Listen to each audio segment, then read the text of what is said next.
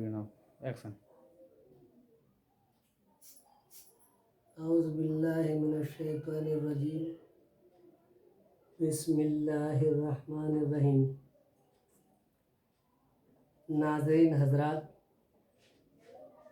السلام علیکم ورحمۃ اللہ وبرکاتہ۔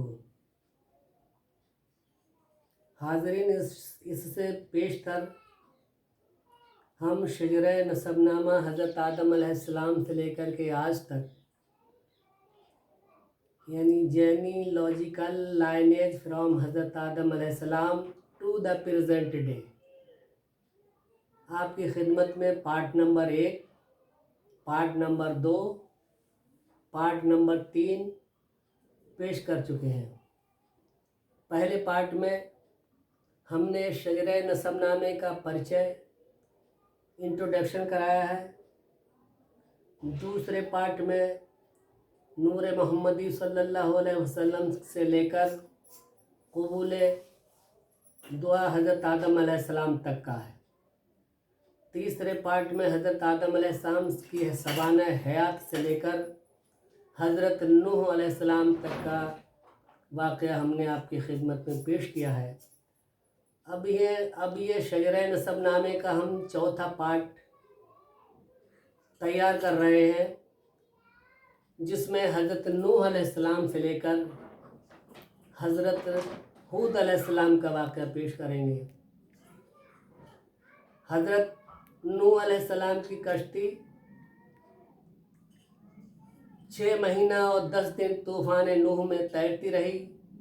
10 محرم کے لیے کشتی جو ہے جودیہ پہاڑ سے ٹکرائی،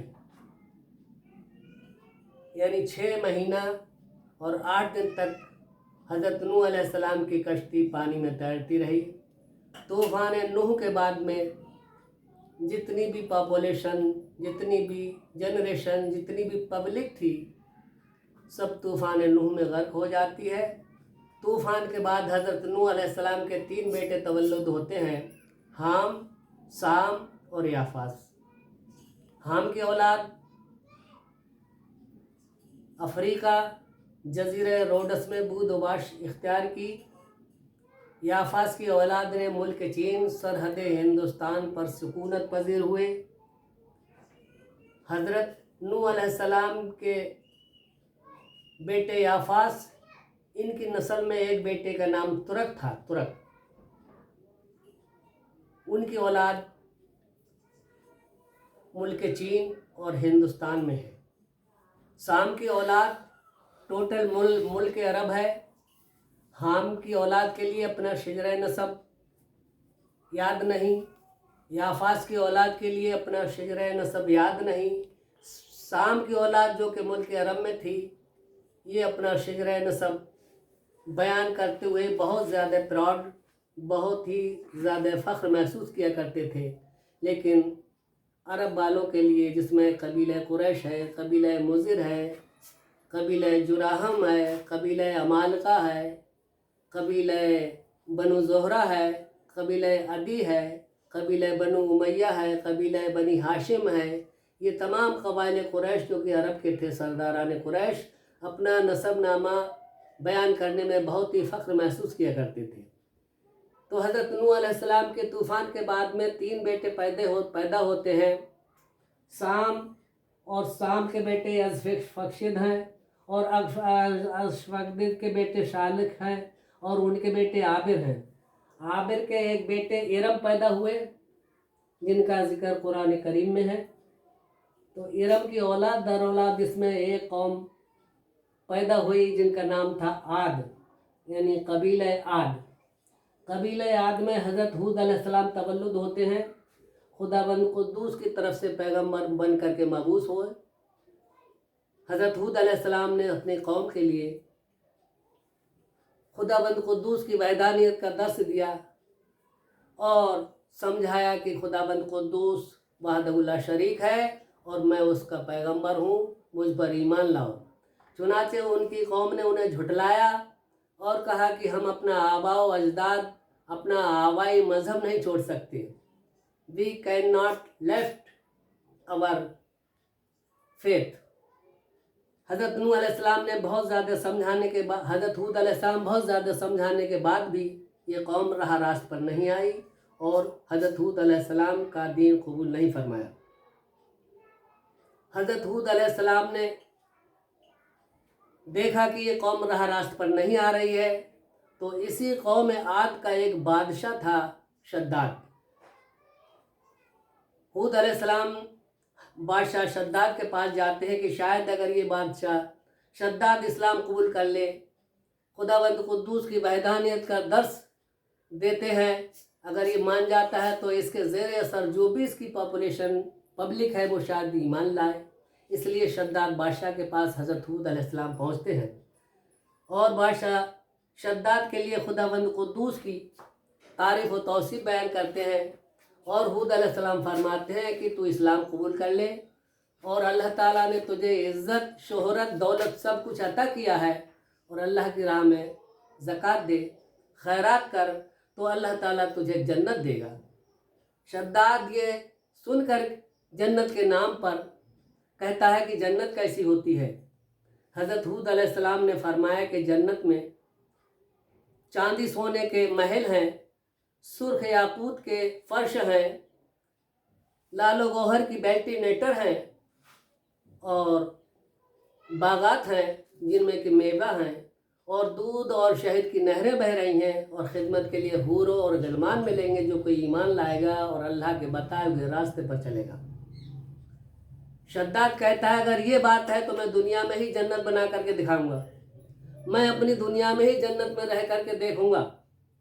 چنانچہ شداد پورے ملک کے وزیروں امیروں کے لیے حکم دیتا ہے، حاکموں کے لیے، کہ جس شہر میں، جس قصبہ، جس گاؤں میں جس کے پاس جتنا بھی روپیہ، سونا چاندی ہو، سب ضبط کر لیا جائے، نیشنلائز کر لیا جائے، راشٹریہ کرن کر لیا جائے.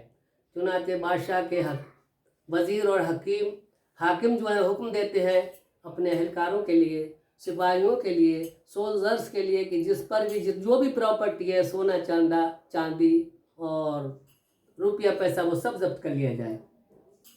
بادشاہ کے سپاہی شہر ہر کسی کے ہاں جو ہے زبردستی خانہ تلاشی لیتے ہیں، اور جو سونا چاندی ملتا ہے اس کے لیے ضبط کر لیتے ہیں. حتیٰ کہ ایک ضعیفہ تھی شہر کے اندر جو کہ حضرت ہود علیہ السلام پر ایمان لائی تھی، مسلمان تھی. اس کے گھر میں جب یہ سپاہی پہنچتے ہیں اور ضعیفہ سے کہتے ہیں تیرے گھر میں کیا چیز ہے؟ ضعیفہ کہتی ہے میرے پاس میں صرف ایک روپے بھر کی چاندی ہے، جو کہ میں نے چرخہ کاٹ کے، سوت کاٹ کر اپنی بیٹی کے لیے ایک ہار بنوایا ہے، بس 1 روپے بھر کی چاندی ہے میرے پاس میں.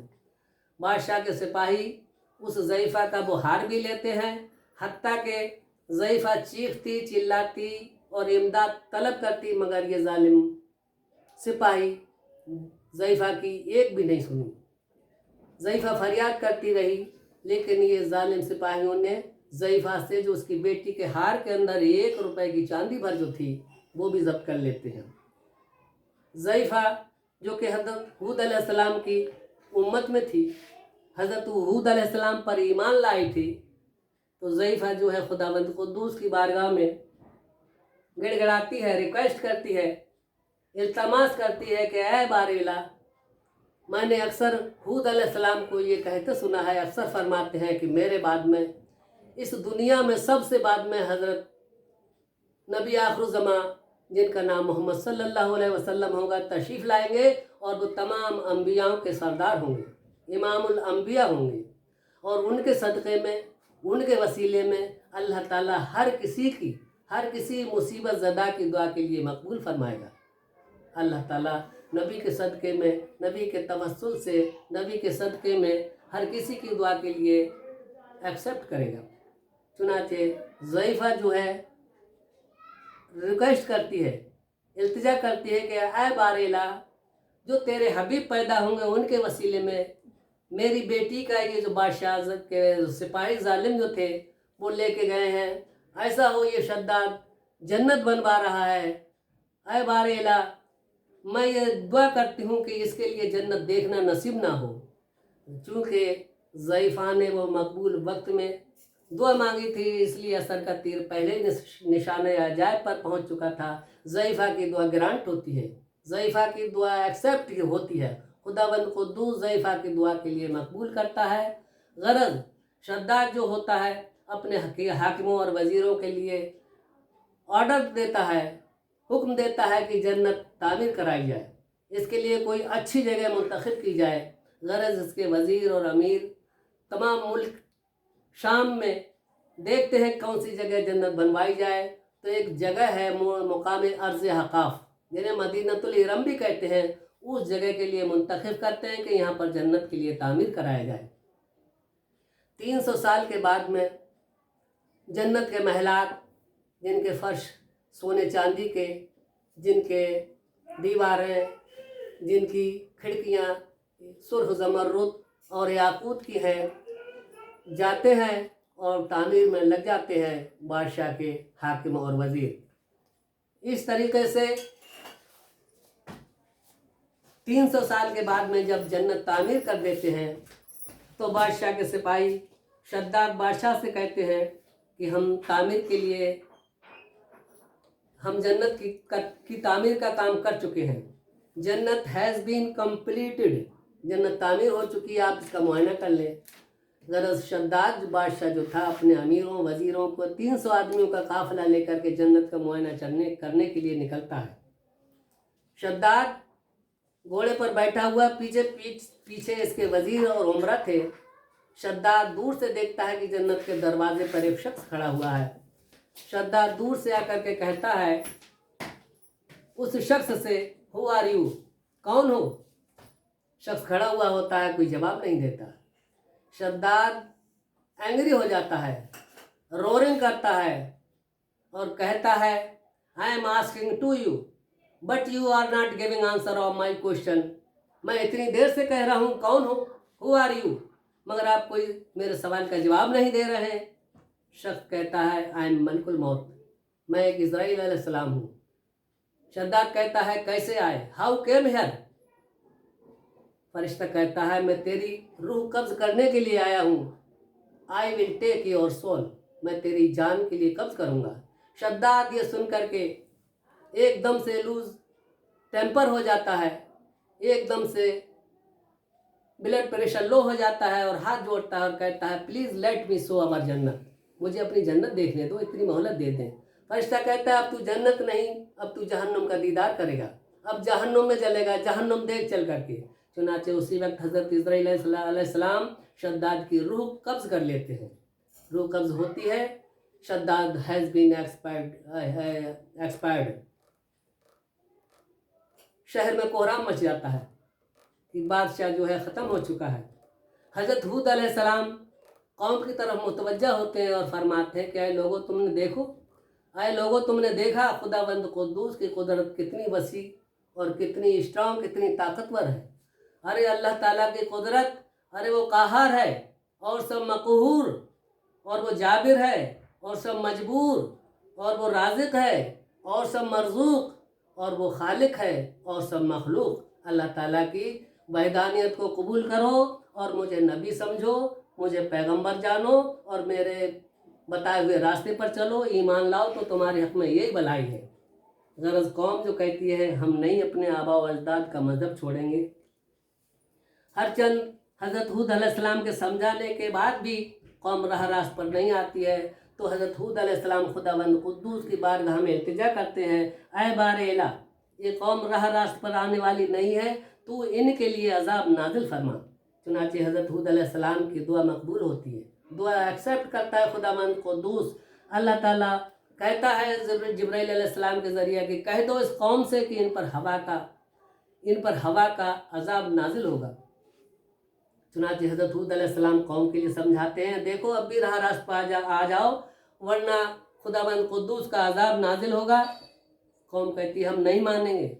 अरे हवा हमारा क्या बिगाड़ लेगी, अरे हमारे जिस्म मिसल हाथी के हैं, हमारा डील डॉल, हम इतने स्ट्रांग हैं, हम इतने ताकतवर हैं कि हमारा हवा क्या बिगाड़ सकती है। गरज हज़रत हूद अलैहिस्सलाम के समझाने के बावजूद भी ये लोग राह रास्त पर नहीं आए। अल्लाह ताला की तरफ से हवा का अजाब नाजिल होता है। खुदावंद कुद्दूस हज़रत मीकाईल अलैहिस्सलाम से फरमाता है कि हवा का जो फाटक है वो खोल दिया जाए। तो हज़रत मीकाईल अलैहिस्सलाम कहते हैं कितना खोल दिया जाए? तो खुदावंद कुद्दूस फरमाता है कि एक सुई के सूरा के नाके के बराबर, जितना सुई का सुराख है उतनी हवा छोड़ दी जाए। पूरा फाटक तो क़यामत के दिन खुलेगा, जो कि पहाड़ रुई के गालों की तरह उड़ेंगे। सुई के नोक के बराबर हज़रत मीकाईल अलैहिस्सलाम हवा का फाटक खोलते हैं। जब हवा इन लोगों पर आती है, और ये लोग जो थे इतने इतने डील डॉल के मिसल हाथी के जिस्म वाले थे, ऐसे उड़ रहे थे कि जैसे रुई के गाले की तरह। इसीलिए खुदावंद कुद्दूस अपने कुरान मजीद व फुरकान हमीद में इरशाद फरमाता है, अलम तर कैफ़ फ़अल रब्बुका बिआदिन इरम बेआदिन इरम ज़ातिल इमादिल लती लम युखलुक मिसलुहा फिल बिलाद। ऐ मेरे महबूब, क्या तुमने नहीं देखा कि हमने उस हाथी जैसे डील डॉल मिसल हाथी जैसे जिस्म वालों का क्या हश्र किया, जो कि रुई के गाले की तरह उड़ रहे थे।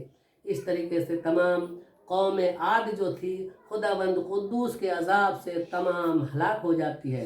हज़रत नूह अलैहिस्सलाम फिर लोगों के लिए समझाते हैं। चंद लोग हज़रत हूद अलैहिस्सलाम के दीन पर गामजन होते हैं, कुछ लोग हज़रत हूद अलैहिस्सलाम का दीन एक्सेप्ट करते हैं।